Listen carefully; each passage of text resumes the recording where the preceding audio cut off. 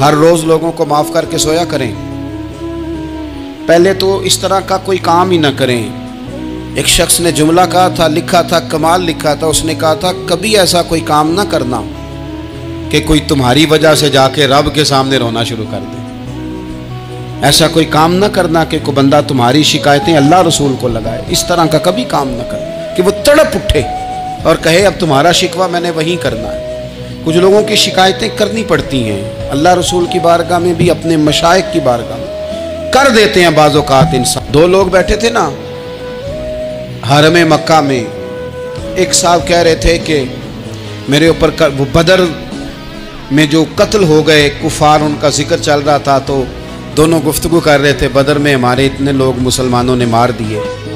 तो एक उनमें कहने लगे कि अगर मेरे ऊपर कर्ज ना होता और मेरे छोटे छोटे बच्चे ना होते तो मैं तो तलवार लेके जाता और मदीना शरीफ जाके माज़अल्लाह बदला ले आता। दूसरा कहने लगा मैं देता हूँ ना तेरे बच्चों का खर्चा भी और मैं तेरा कर्जा भी उतारता हूँ, तू जा। उसने कहा पक्की बात है? कहाँ?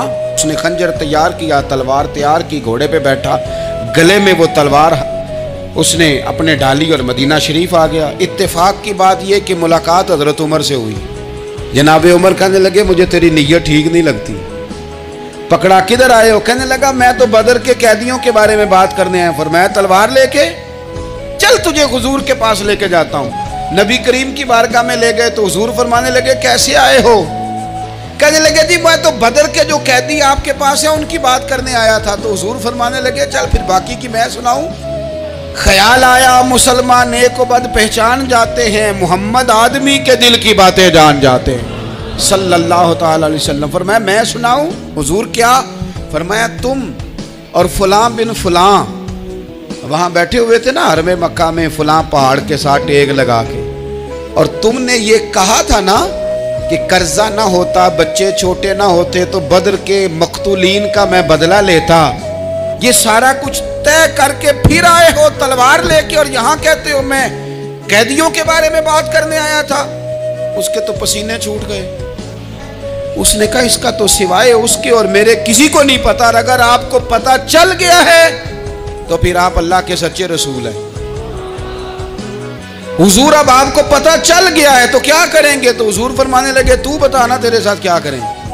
उसने कहा कि मैंने सुना है आप माफ बड़ा कर देते हैं।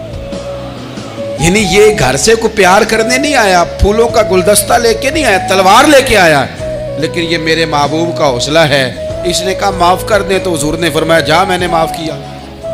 हुजूर ने माफ किया।